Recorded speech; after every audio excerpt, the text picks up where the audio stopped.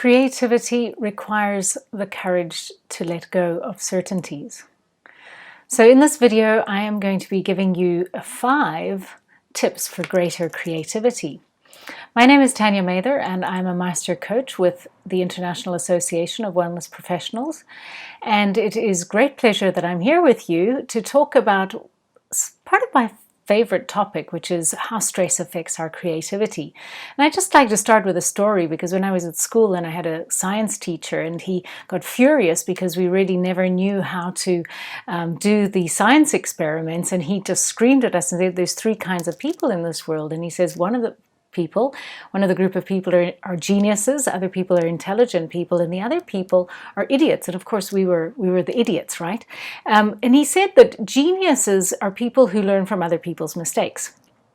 Intelligent people are people who learn from their own mistakes, and idiots obviously never learn. The reason why I'm telling you this is because I'm finding in my coaching practice is that given our current situation, our current circumstances, is that I'm also finding that there's 3 kinds of people with this whole shift that's happening in our world. And this world of what everybody's calling the new normal, which is really our world as it is today. And one of the groups of people that I'm finding, and probably the people who are struggling the most, are the people who want everything to go back the way things were before. And then we find a group of people who are sort of realizing that we're not going back, not knowing where to go forward and how to get forward, and they are stuck and really frustrated in the situation right in between. And then there's another group of people which I'm finding that are really thriving. It's like, wow, let's let go of this past and let's move forward and let's design and create new things. So these are the 3 kinds of people. And what I'm noticing about these 3 kinds of people, the people who are in the latter part of these people who are creative and embracing these changes, are people who are primarily have a great sense of adaptability. They've already realized that we're no longer going to go back. Okay, we have to look forward, and they're kind of seeing a bigger picture of the whole thing.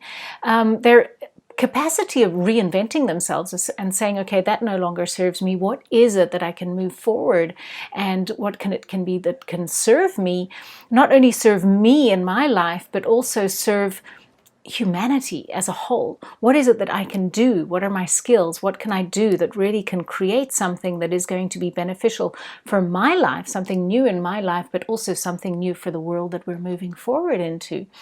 And this is when the quote by Eric Fromm that says, creativity requires the courage to let go of certainty. As humans, we need a certain amount of certainty, but we also need that uncertainty. And it's through this uncertainty that we need to really let go of what is certain. Frankly, it's actually quite easy at this moment in time, because really there is nothing very certain. It's really difficult to make plans. So it's an opportunity to reinvent ourselves. And in this crisis, and I love the Chinese word crisis, because there's 2 characters, and one of the characters means danger, but the other character is opportunity. So within a crisis, there's the danger, and there is, seeing what's going on in the world is heartbreaking. But what is it that we can do, those of us who can see something? What is it that we can create to make this world a little bit of a better place? And in my experience, it's really important to look within. We are spending so much time looking out, trying to find solutions outside of us. And really, it's time to find out what is within us, and what it is that, looking for our true authentic self and seeing how we can create something that will make this world a better place as we move forward. So here's some of the tips that I've got for you as a wellness professional to try and find greater well-being. And despite the current situation that you might be in that situation where you're thinking, this is impossible. Even just one of these suggestions, a little by little, and be very gentle with yourself. So the first suggestion that I give is to make time for yourself. It's really important just to sit down, take time for yourselves. We have this concept, we have this idea, this collective idea that making time for ourselves is selfish. It's actually completely the contrary. It's the most selfless thing that you can do, because when we are in a good place, everybody else around us will also be in a good place. So it's really important, you know, tell the kids, go off, or tell your boss or whatever, I need a little bit of time, even if it's just time, like 5 minutes in a day, just to regroup and just take that time so that you can feel a little bit better, and perhaps even just do nothing. Remember that Einstein's invention, you know, about the quantum, whatever he did, you know, his EMC squared, came when he was just sitting underneath a tree doing absolutely nothing. So also another thing, step number 2 or tip number 2 is for you to really find a moment to calm your mind. And this might come together with the time that you make for yourself, because the time that you can make for yourself is maybe even just doing a lovely hobby or trying something new. Whereas doing something to calm your mind may also be something that you are doing as an activity to making time for yourself, or it's a practice like yoga or meditation or mindfulness. This is really important in these trying times, to have one of these. It's like a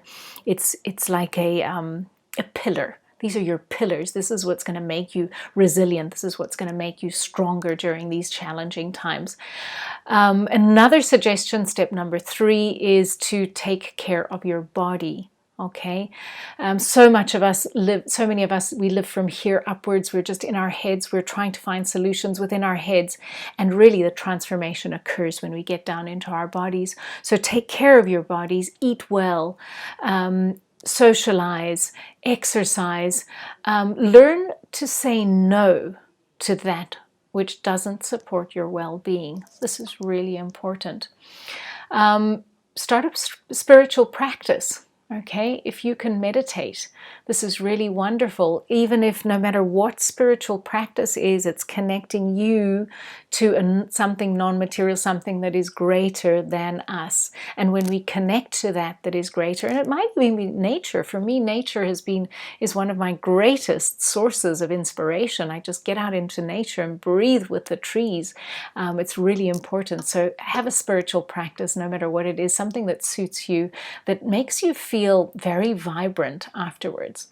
And if you can, find a master. Okay, this is somebody who has great integrity, who practice wholeheartedly what they teach, because not only have they learned something from a book, but they've also learned something, what their teachings are coming from great life experiences. So these are 5 steps. I hope you've enjoyed this video, and my friends, what I would like to encourage you to do is to be at least intelligent in this life. So if you can learn from your past mistakes, and if you want to find a faster way, find an expert. And if you're struggling with any kind of health issues, don't hesitate to ask me for some help. I am a Master Wellness Coach and trained to help you in your journey with stress and to find more energy in your lives. So you can be a genius by getting somebody to help you, and it's a fast track. So thanks for listening, and have a beautiful day. Take care.